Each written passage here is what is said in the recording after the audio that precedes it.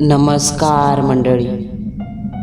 भूतांच्या गोष्टी ऐकायच्या आहेत का? मग चला माझ्यासोबत. कुठे? भूतांच्या जगात.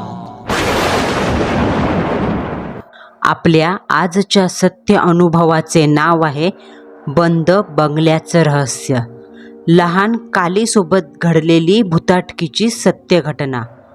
हा अनुभव आपल्याला गुंजन लोखंडे यांनी पाठवला असून त्यांचे वडील फॉरेस्ट ऑफिसर म्हणून जेव्हा कार्यरत होते तेव्हा त्यांच्याच खात्यातील एका कुटुंबासोबत घडलेला हा सत्यप्रसंग.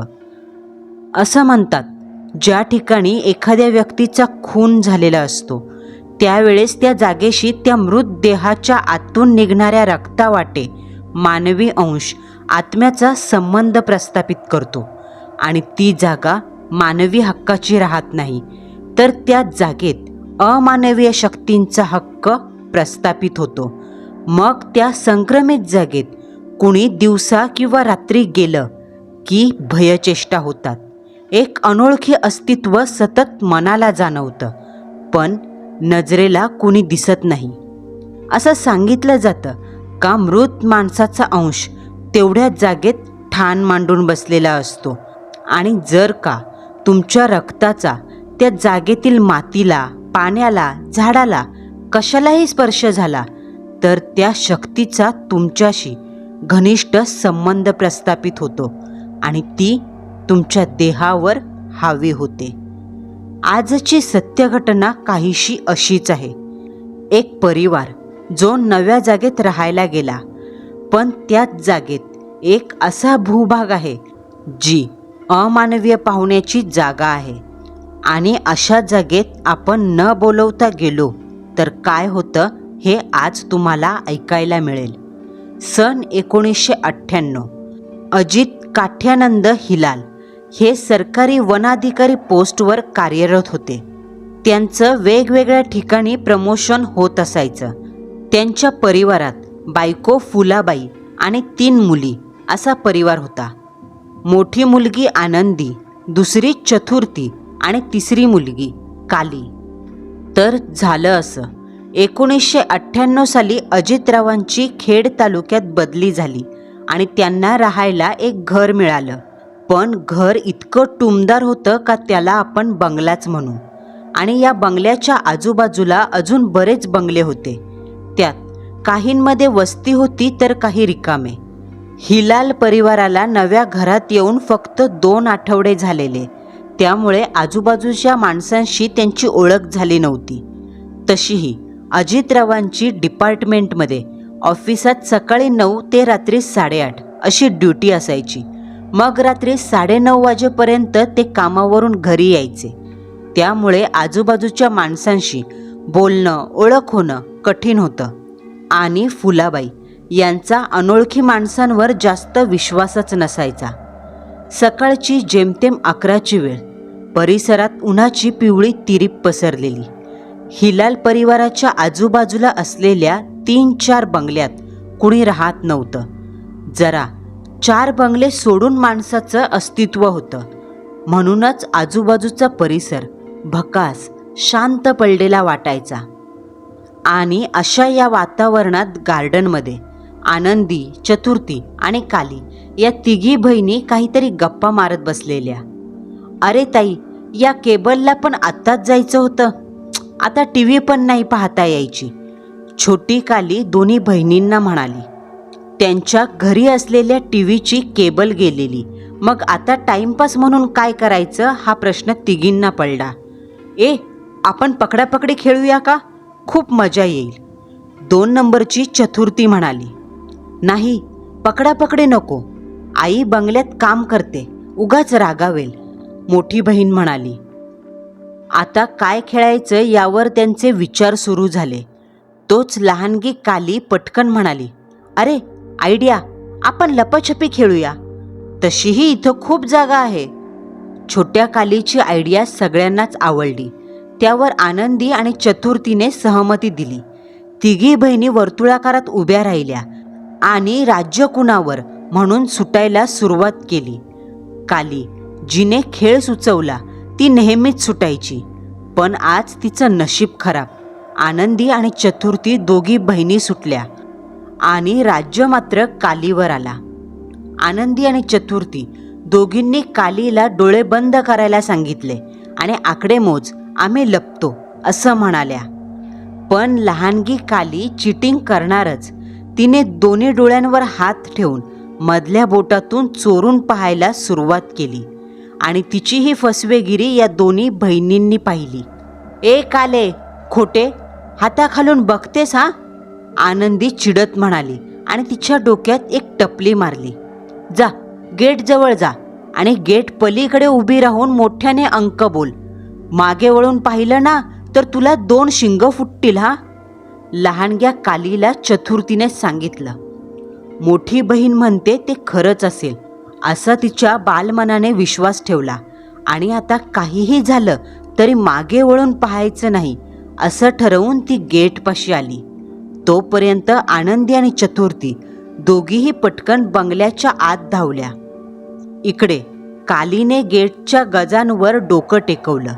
10, 20, 30 असे एक एक करत काली अंक मोजू लागली आणि शेवटचा अंक म्हणून मी आले ताई असं म्हणताच तिने मागे वळण घेतलं.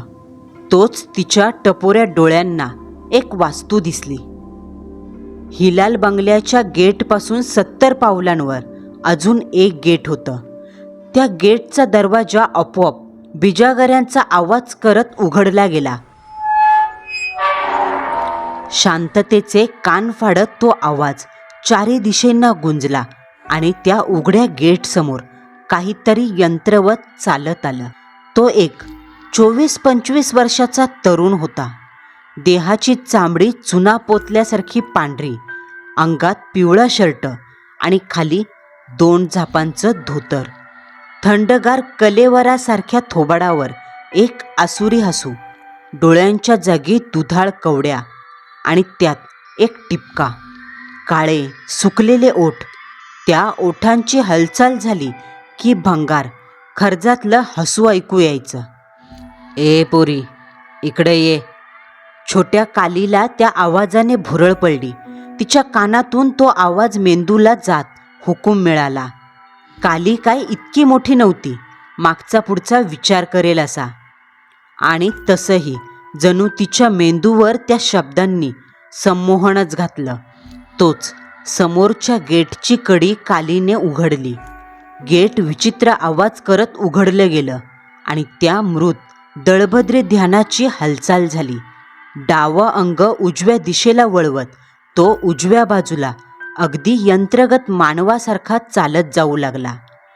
गेट उघडण्याचा आवाज आनंदी आणि चतुर्थी दोघी बहिणींनी ऐकला. हॉलमध्ये एकाच ठिकाणी लपलेल्या त्या दोघी धावत बाहेर आल्या. बाहेर येताच, समोर पाहताच त्या दोघींच्या नजरेला प्रथम दिसलं ते उघडं गेट आणि मग उघड्या गेटपासून पुढे पाहता पुढच्या समोरच्या बंगल्याच्या उघड्या गेटमधून डाव्या हाताला वळण घेत जाणारी छोटी कालीची आकृती दिसली. 3 सेकंद तिची आकृती दिसली आणि ती त्या बंगल्याच्या कंपाऊंडच्या आत नाहीशी झाली. छोट्या कालीला त्या बंगल्यात जाताना पाहून या दोघी घाबरल्या, कारण त्यांना आईने, फुलाबाईंने तशी ताकीद दिली होती, आजूबाजूला कुठेही जाऊ नका, कारण सध्या आपण कुणाला ओळखत नाही. आणि आता जर आईला समजलं का ही काली त्या बंगल्यात गेलीये तर आई तिला तर मारेलच, पण आपल्यालाही फटके देईल हे दोघींना ठाऊक. म्हणून या दोघीही पटकन बंगल्याच्या गेटमधून बाहेर पडल्या. रस्ता ओलांडून समोरच्या बंगल्याच्या उघड्या गेटमधून धावत आत आल्या आणि त्या दोघींनी समोर पाहिलं. बंद पडलेला बंगला, बंगल्याच्या दोन्ही बाजूला छाती इतकं वाढलेलं गवत जे उन्हाच्या किरणांनी पिकून सोनेरी झालेलं, आणि बंगल्याच्या उजव्या बाजूला मागे असलेल्या खिडकीसमोर उभी राहून काली कोणाशी तरी हातवारे करत बोलते. मध्येच खुदकन असते, जशी काय ती कोणत्या तरी व्यक्तीशी बोलत होती. जसं काय ती ज्या व्यक्तीशी बोलते ती व्यक्ती तिला मरकट चाळे करत हसवत आहे. आनंदी आणि चतुर्थी या बहिणींनी प्रश्नार्थक नजरेने बंगल्याच्या बंद दरवाजाकडे पाहिलं. कडीला टाळं लावलेलं आणि आश्चर्यकारक गोष्ट अशी का त्या टाळ्याला गंज चढलेला, पायऱ्यापुढे मरणाची धूळ साचलेली. मग हा बंगला असा सताड बंद असताना ही बया नक्की कुणाशी बोलते असा प्रश्न या बहिणींच्या मनात आला.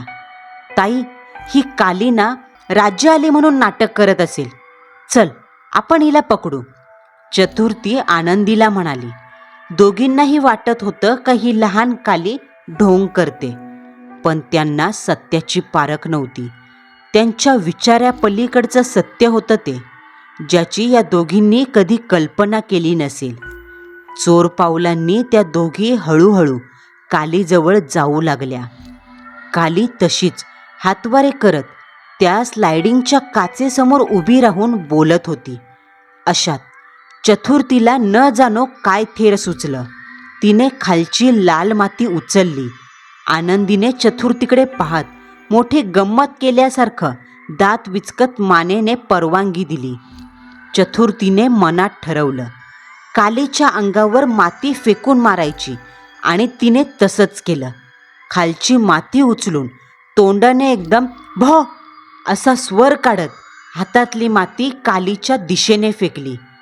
पण त्या क्षणाला आलेल्या आवाजाने घाबरून दचकन काली आ असं दचकत तोंडाचा आ वासत गरकन मागे वळाली आणि तोच समोरून येणारी माती कालीच्या तोंडात गेली. लहान लहान मातीचे बारीकसे कण तोंडातून थेट पुढे जात घशातून पोटात गेले. तेवढ्यात काहीतरी विचित्र प्रकार घडला. कालीच्या नजरेसमोर अंधार आला. कानसुलं तापली.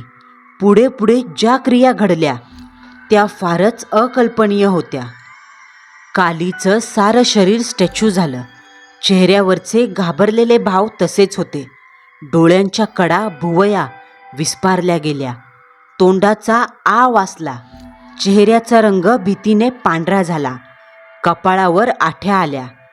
तिचं सारं शरीर जणू प्रेतागत गोठलं आणि तिला असं पुतळा झालेलं पाहून आनंदी आणि चतुर्थी दोघीही दात काढत हसू लागल्या. कारण त्यांना हे वाटत होतं का ही नाटक करते. पण इकडे कालीच्या स्टॅच्यू झालेल्या चेहऱ्यावरचे भाव आता ओसरले. विस्पारलेले डोळे, ओठ, आठ्या सर्व नॉर्मल झालं. पण आता तिच्या चेहऱ्यावर एक शून्य भाव, गंभीरपणा आला. डोळे शून्यात हरवले. जर कोणी नीट निरखून पाहिलं तर समजलं असतं कालीच्या डोळ्याची पापणी लवत नाहीये. ए पोरींनो, कुठे गेलात? काय ग? अचानक फुलाबाईंची हाक आली आणि या दोघी घाबरल्या. काली मात्र तशीच शून्य नजरेने समोर पाहत होती, जणू तिला आपल्या आईच्या हाकेचं भय उरलं नसावं.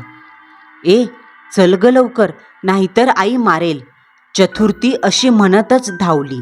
आनंदीने सुद्धा घाईत कालीचा हात पकडला आणि तिघीही धावत बंगल्यात आल्या.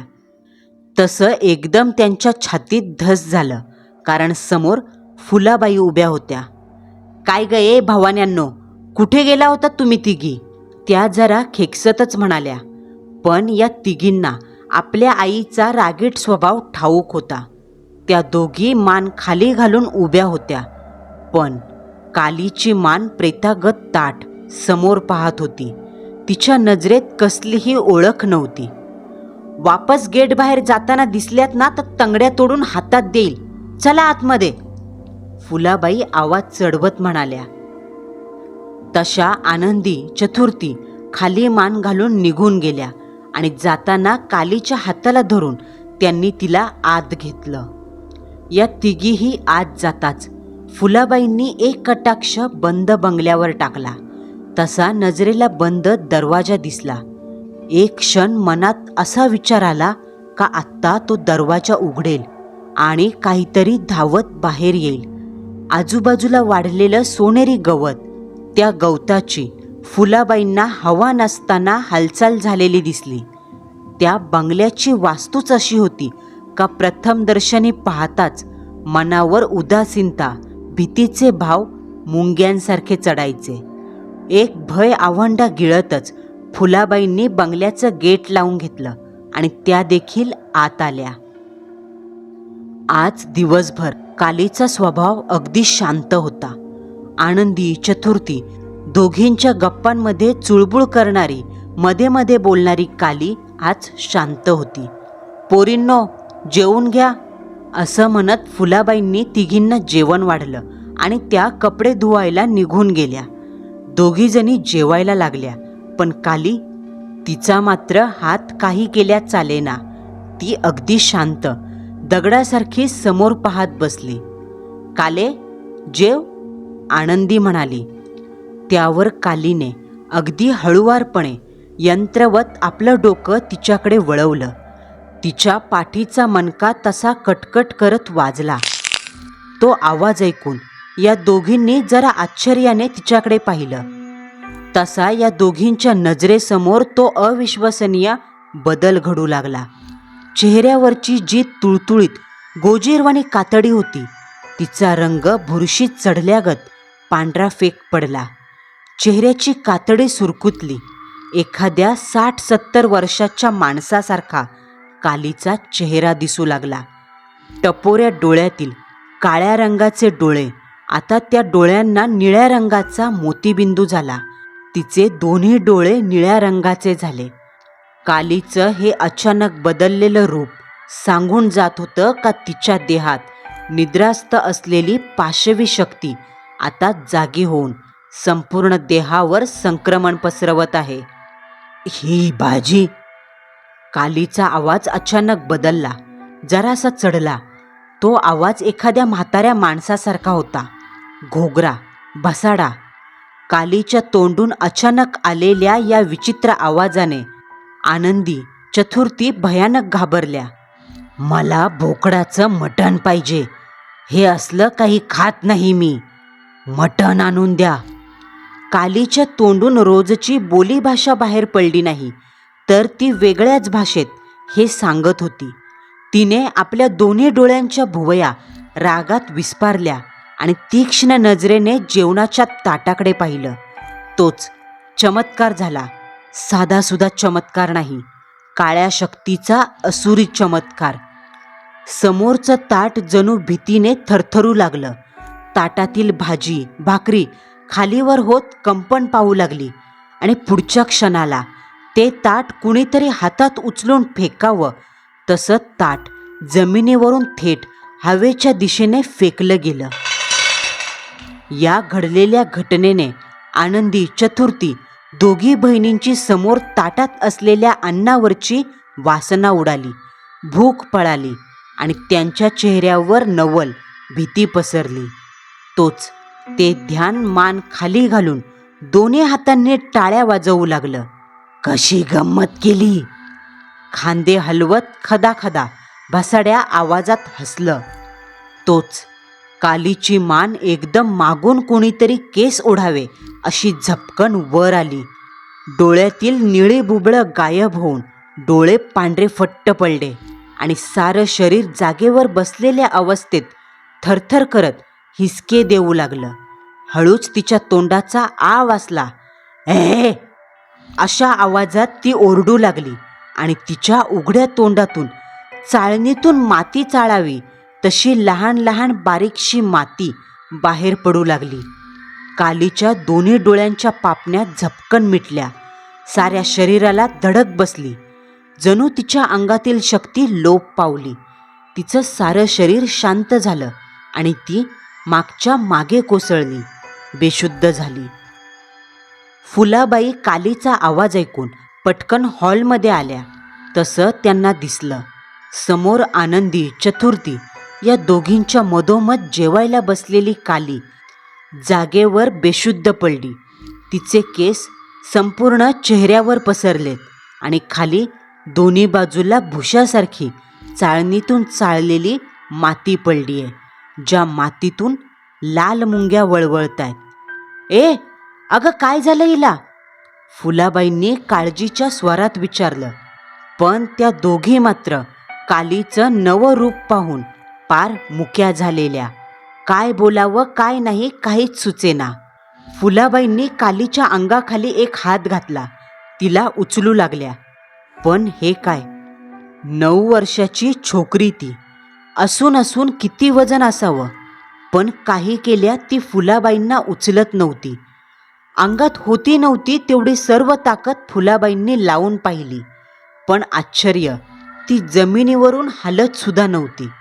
जणू कालीच्या हाडामांसाच्या देहात अजून एक दुष्ट आत्मा घुसलेली आहे आणि तिच्या वजनाने पोरीचा देह जड झालाय. विस्पारलेल्या डोळ्यांनी आनंदी आणि चतुर्थी आपल्या आईची होणारी दमछाक पाहत होत्या. ए भवान्यांनो, या की मदत करा. फुलाबाईंचं डोकं गरम झालं. आईचा राग पाहून आनंदी चतुर्थी दोघीही जराशा घाबरत कालीपाशी आल्या. तिच्या चेहऱ्यावर काळ्या रंगाचे केस पसरलेले. या दोघी आणि फुलाबाई अशा तिघी मिळून तिला उचलण्याचा प्रयत्न करत होत्या. पण दोन्ही बहिणींच्या घाबरलेल्या नजरा मात्र कालीच्या तोंडावर खिळलेल्या.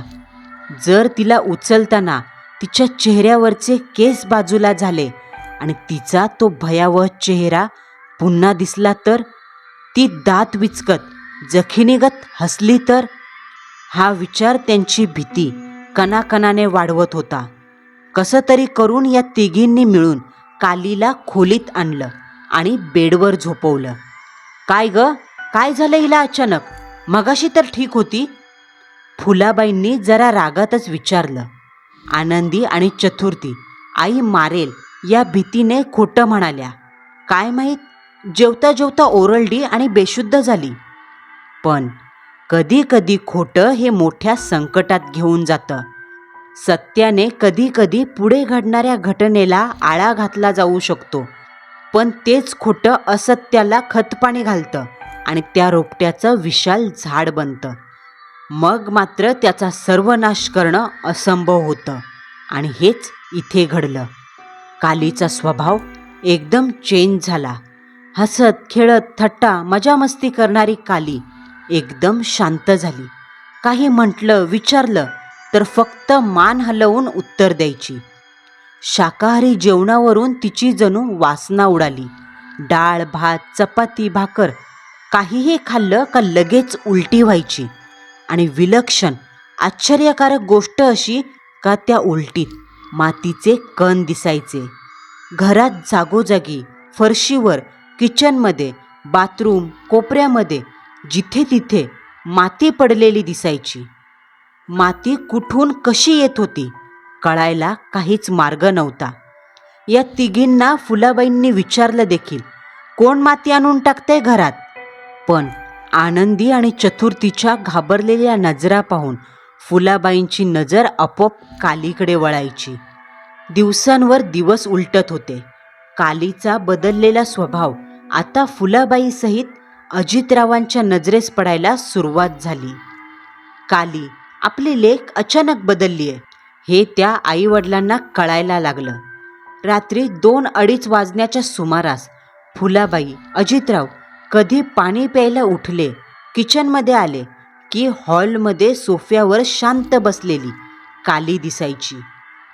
9 वर्षाची छोकरी ती. तिचा चेहरा मध्यरात्री न जाणो कसा, पण कातडीचा रंग पांढरा होई.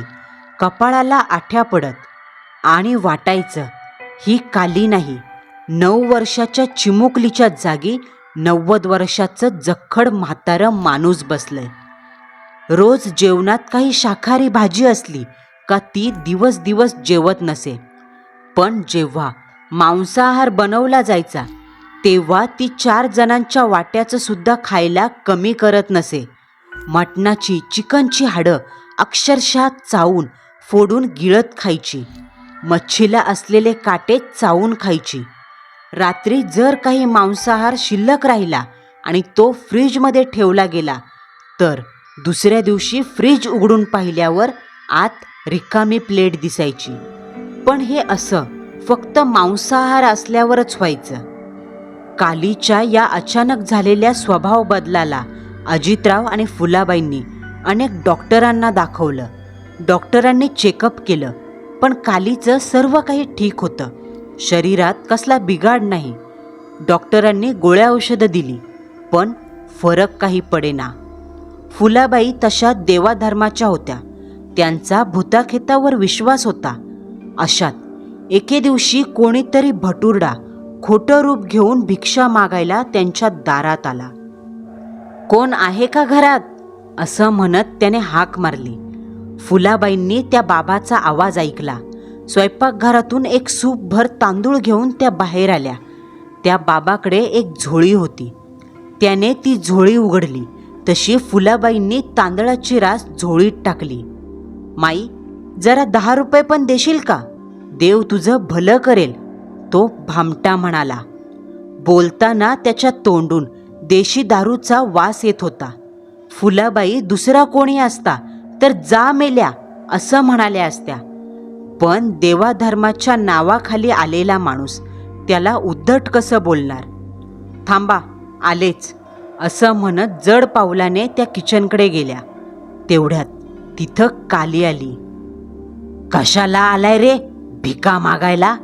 हां, भिकाऱ्या, दारुड्या, जा निघ आमच्या घरातून. कालीने वरचे खालचे दात वाजवत रागात त्या माणसाकडे पाहिलं. इकडे फुलाबाईंनी किचनमधल्या एका बरणीतून 10ची नोट काढली.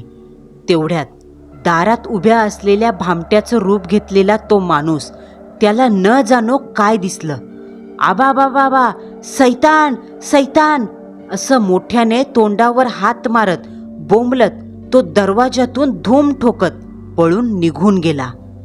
त्याची झोळी तिथेच दरवाजात पडली आणि त्या पडलेल्या झोळीतून काय निघायला हवं होतं? तांदूळ, विविध प्रकारचे धान्य, भाज्या. पण नाही, त्या पिशवीतून बाहेर पडली पिवळी लाल माती आणि त्या मातीतून निघाल्या लाल मुंग्या. फुलाबाई धावत दरवाजापाशी आल्या. बाहेर पाहिलं तर तो बहुरूप घेऊन आलेला खोटारडा भामटा वेगानं धावताना दिसला. बघ बघ कसा पळाला, लहानगी काली मोठ्या आवाजात म्हणत खदाखद हसली. फुलाबाईंनी तिच्याकडे अचंबित नजरेने पाहिलं. तशी ती बाजूच्या रूममध्ये शिरली आणि पुढे जे घडलं ते खरंच मेंदूला विचार करायला लावणारं होतं. काली खोलीत जाताच आपोआप पुढच्या क्षणाला खोलीचा दरवाजा धाडकन बंद झाला. त्याच संध्याकाळी फुलाबाईंनी देवासमोर दिवा लावला. मग कालीला घेऊन बाहेर एक मातीची चूल पेटवली. हातात खड्याचं मीठ घेतलं. एक लाल पिकलेली मिरची घेतली. उजव्या हाताची मूठ कालीच्या उजव्या हातावरून डावीकडे आणत तिची दृष्ट काढू लागल्या. आईची, बाबाची, मामा मामीची, आजी आजोबाची, भूताखेताची, सकिनी डकिनीची, सगळ्यांची दृष्ट जाऊ दे, असं म्हणत त्यांनी मुठीवर थू थू करत थुकलं आणि त्या मुठीत जे मिश्रण होतं, मिठाचे खडे, मिरच्या, काही खास विशिष्ट वस्तू, ज्या वस्तूंमार्फत निगेटिव्ह एनर्जी खेचली जाते, त्या सगळ्या वस्तू त्यांनी चुलीच्या आगीत फेकल्या. तोच आगीतून विचित्र आवाज बाहेर आला. चंदेरी काळ्या हिरव्या रंगाच्या ठिणग्या उडू लागल्या. भगव्या रंगाचे आगीचे शलाके रंग बदलून हिरवट झाले. आणि तोच, आई मला भूक लागलीये, जेवायला दे ना. तब्बल 3 महिन्यानंतर कालीच्या तोंडून पहिल्यांदा तिचा लहानगा प्रेमळ आवाज ऐकायला आला, जो ऐकून फुलाबाईंच्या डोळ्यातून अश्रू वाहू लागले. त्या दिवशी त्यांनी चपात्या आणि आमटी असा शाकाहारी बेत केलेला. कालीने पोटभर चपात्या खाल्ल्या. त्या रात्री कधी नाही ती काली 3 महिन्यानंतर आपल्या दोन्ही बहिणींसोबत खूप खेळली. सर्वांना काली बरी झाली हे पाहून खूप बरं वाटलं. पुन्हा एकदा हिलाल कुटुंबाला आनंद मिळाला आणि रात्री सर्वजण आनंदाने झोपले. कणाकणाने रात्र सरून गेली आणि दुसऱ्या दिवशी मळभी कातरवेळेची सकाळ उगवली. हिलाल कुटुंबाच्या बंगल्यासमोर माणसांची गर्दी जमली. बागेत 7-8 लोक मिळून तिरडी बांधत होते. तुमच्या मनात विचार आला असेल, कोण वारलं? सकाळी 6 वाजता कालीला थंडीने गारठून अटॅक आला. साऱ्या शरीराचे हातपाय बेडकासारखे वर आलेले, डोळे सताड उघडे वर पाहत होते. प्रेताची कातडी गारठून पांढरी पडली, ओठांना पांढरं बाष्प चिटकलेलं, हातपाय अगदी जाम, गंज चढलेल्या लोखंडासारखे झालेले. पोस्टमॉर्टम करून कापून छाटून झालेलं तिचं प्रेत घरी आणलं गेलं. कालपर्यंत ठीक असलेली काली अचानक सगळ्यांना सोडून गेली. पण तिचा अकस्मात मृत्यू झाला की कोणत्या आत्म्याने तिला मारलं हे एक गूढच राहिलं. पुढे 5-6 महिन्यांनी हिलाल कुटुंब या धक्क्यातून सावरत असताना त्यांना शेजारच्यांकडून एक गोष्ट कळाली. समोरचा तो जो बंद बंगला होता, त्या बंद बंगल्यात एक नेपाली फॅमिली राहायची. त्यात एक मुलगा, त्याची बायको आणि त्या मुलाचा एक म्हातारा बाप, ज्या बापाचं वय 90च्या आसपास होतं. पण त्याचे दोन्ही पाय निकामी झालेले. 1 नंबर 2 नंबर सर्व जागेवर व्हायचं. तशी साफसफाई करण्यासाठी त्यांनी नर्स ठेवलेली. पण एक दिवस ती नर्स आली नाही आणि म्हाताऱ्याने बेडवर घाण केली, लादीवरती घाण पसरली. हे पाहून म्हाताऱ्याच्या मुलाला आणि सुनेला राग आला आणि त्यांनी वडिलांना मारलं, ज्यात त्याचा मृत्यू झाला. आता पोलीस पकडतील, केस होईल म्हणून मुलाने आणि बायकोने स्वतःच्या बापालाच रात्री बंगल्याच्या बाहेर पुरलं आणि ते दोघे रातोरात पळून गेले. नर्स जेव्हा दुसऱ्या दिवशी आली तेव्हा तिला बंगला बंद दिसला, पण मागून खूप वास येत होता. वास कुठून येतोय हे ती पाहायला गेली. तेव्हा घराच्या मागे उजव्या बाजूच्या एका खिडकीजवळच्या जमिनीतून वास येतोय असं कळालं, कारण कुत्र्यांनी ती जागा उकरली होती. तिने पोलिसांना कॉल केला. पुढे पोलीस तपासात तिथे खोदल्यावर ते माती नाकातोंडात कानात शिरलेलं प्रेत दिसलं, ज्या प्रेताला मुंग्या लागलेल्या. पुढे जाऊन तो बंगला आजवर बंदच राहिलाय, पण त्या बंगल्याच्या आजूबाजूला मातीचे ढीग दिसतात आणि त्या मातीत विशिष्ट प्रकारच्या लाल मुंग्या दिसतात. रात्री अपरात्री काही बाही विचित्र घटना तिथे घडतात, म्हणून तो बंगला कायमचा बंदच आहे. ही विलक्षण हकीकत ऐकून फुलाबाई, आनंदी, चतुर्थी सगळ्यांना धक्का बसला. त्यांना कळालं का कालीचा मृत्यू योगायोग नव्हता. त्या बंगल्यातल्या म्हाताऱ्याच्या आत्म्याने तिला मारलं होतं आणि त्या आत्म्याचा प्रवेश तिच्या शरीरात चतुर्थीने फेकलेली माती तोंडात जाऊन झालेला. कधी कधी नशिबात जे लिहिलेलं असतं तेच घडतं. प्रत्येकाला देवाची मदत मिळतेच असं नाही. नजर काढली की जी भूतं कमकुवत असतात किंवा फार थोड्या वेळापूर्वी लागलेली असतात तीच उतरली जातात.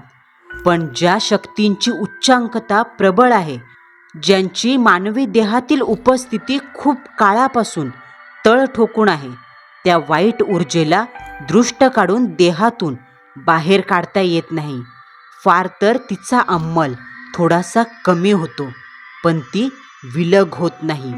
आणि अशीच प्रबळ शक्तिशाली आत्मा कालीवर हावी झाली होती. म्हणून दृष्ट काढल्याने फक्त तिचा प्रभाव काही काळाकरता कमी झाला, पूर्ण समाप्त नाही. आणि म्हणूनच त्या शक्तीने कालीचा दुसऱ्या दिवशी जीव घेतला. म्हणून मित्रांनो, अशा प्रबळ शक्तीच्या नादी लागू नका, कारण इथे दृष्ट काढून काही फायदा नसतो. आणि त्यात जर कोणी अक्काबाईंसारखं मिळालं नाही तर तुमचा अंत निश्चित आहे. मंडळींनो, अशा अनुभवांवर विश्वास ठेवणं नाही ठेवणं हा प्रत्येकाच्या मनाचा विषय. पण एक मात्र नक्की, अनोळखी सोडून दिलेल्या जागांमध्ये विनाकारण जाऊ नका.